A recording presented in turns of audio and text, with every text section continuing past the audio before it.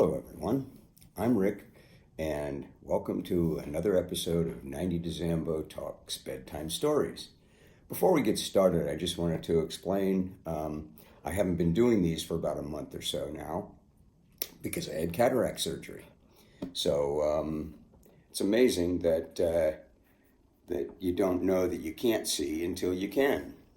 So anyway, that's done with, and it's quite successful. So now here we are again, Bedtime Stories. So this is chapter 11, Sinsemilla. And this is an important chapter because it really set the tone for the rest of my involvement in the cannabis industry. Because I found out that you could score quality as well as quantity. So we could get at this point, we were able to get large loads of good weed rather than large loads of just average weed. So anyway, here we were. Let me recap a little bit. This is the summer of 1971, and we had just sailed a ton of Mexican pot up from Mazatlan, and went through the fiasco of bringing it up, and then our parents found the load, so we went through that. We actually saved the load, and so now here we are. We're kind of flush with money and confidence.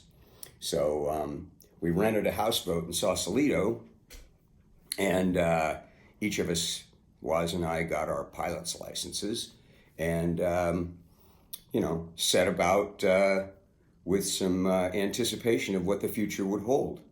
So we got a houseboat in Sausalito that wasn't very secure, but it was a place to live. And so we started selling other people's loads. And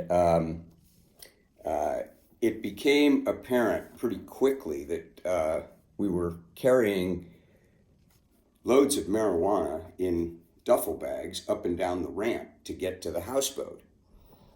That was a very unsecure situation because you could actually see the houseboat from the freeway, and anybody who happened to be looking at that particular time of us with all that activity might get suspicious.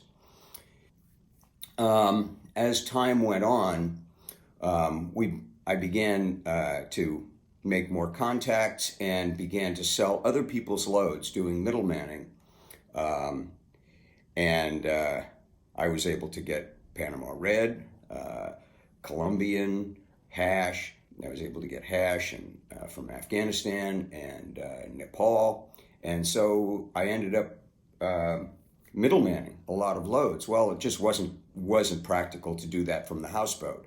I ended up getting another house in the city. And the middlemaning issue really wasn't working too well because there were three of us who were handling that, and three's company, three's a crowd. So we were going to have to make some changes about that. But anyway, I wanted to get into a little bit of the Tahoe group, who we were scoring our loads from in Mexico. It was run by Ciro and his partner, Walter.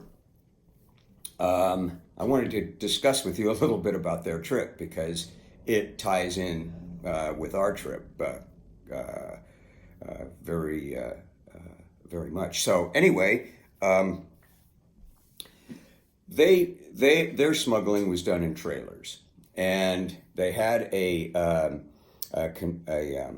warehouse where they would redo the inside of the trailers, and that was all done by one of their team was a Thai exchange student who was an excellent craftsman, and he would convert these trailers. He would remove everything from the inside of them and make everything smaller and put it all back together, and it would create a space. And a space between the outside of the trailer and the inside. And in that space, they could put about 250 pounds of marijuana. we were sailing loads at that time, and we introduced them to sailing, where they could smuggle a ton of weed.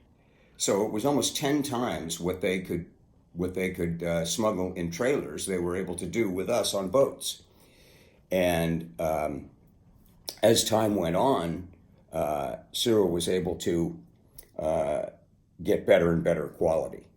And this is what really turned me on to the whole quality aspect of the cannabis scene. And I developed a criteria to get the best quality possible.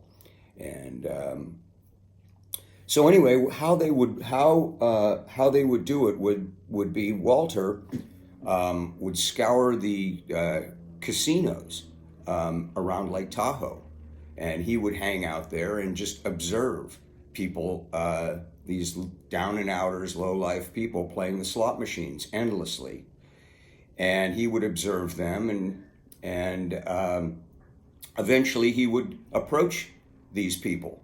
He called them the tarnished casino nuggets, and men and women, they were endlessly playing these slot machines, and he would come up and talk to them, and eventually befriend them, and entice them with a possibility of a vacation to Mexico, all expenses paid, and they would accept it. He would then take them and clean them up, get these people, men and women, all usually retired looking people, get them all spiffied up at beauty salons and barbershops around the South Tahoe area. And then he would take them down to Reno to the local Western store, Parker's, and outfit them in nice spiffy new duds, and they would become mules. He would give them trailers and vehicles to drive. They would go down an all expenses paid trip to Mexico. The trailer would be loaded, and they would drive it back across the border, looking just like retired people. And it worked. It was a very successful operation, and it continued all through the summer until it didn't work. And I wanted to describe to you what happened there, because they would drive these across the border, these ma and pa kettle types, innocent looking retirees, drive the rigs across the border, and then up to the Bay Area, where they would go to a parking lot of a shopping center, and then one of the other people would take they would exchange vehicles. One of the other people would take the vehicle to the warehouse, where it would be unloaded and reconfigured and sent back down for another run. Well, on one trip they got followed, and probably because they had made 5 trips in the last 5 months, and they got followed all the way up to the drop-off point at Hillsdale Shopping Center on the peninsula in the Bay Area. And at that point, they were followed, and they got out to make the rendezvous, and and all of a sudden they were surrounded by the cops, who arrested everybody and impounded the trailer, which was impounded for about a week. People were arrested, the drivers and the rendezvous party were all arrested, and everybody held their mud. Nobody said anything. They all feigned complete innocence. And meanwhile, the impounded trailer was in the police impound yard, and they searched it with dogs and everything, and people, and drilled into the side of it. They didn't find anything. It was a miracle. And so they recovered the trailer a couple of weeks later, and everything was pretty much fine. And it was, we escaped by the skin of our teeth. Everybody kind of laid low at that point, and we ended up selling their load. They ended up selling it. But the point of the matter was that we were able to score these really good loads now, and the three-way middlemaning of our little operation wasn't working, and there was going to be some changes.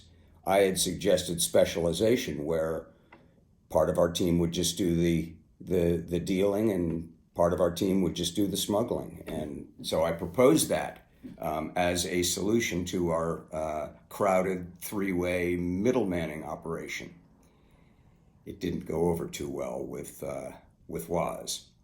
Anyway, I wanted to tell you about that and tell you about how we were able to really start getting good loads. And that was really the start of our being so critical about quality. So that's it. I wanted to let you know how that worked and how we were able to start focusing on quality. It started way back in Mexico, and things just got better and better quality-wise as time went on. So anyway, I'm Rick. This is 90 to Zambo Talks, Bedtime Stories. The website is 90tozambo.com. Here's the book that I wrote that describes these adventures. This is 90 Degrees to Zamboanga, Memoirs of a 20-Year Marijuana Smuggling Adventure, book that I wrote, and what these stories are all about. So stay tuned, cheers, and there'll be another one coming up. So anyway, I hope you enjoyed it, and we'll see you on the flip side. Hello, everyone. Check out our new merch on 90tozambo.com/shop. We've got a lot of different things, 20 or 30 items, so check it out.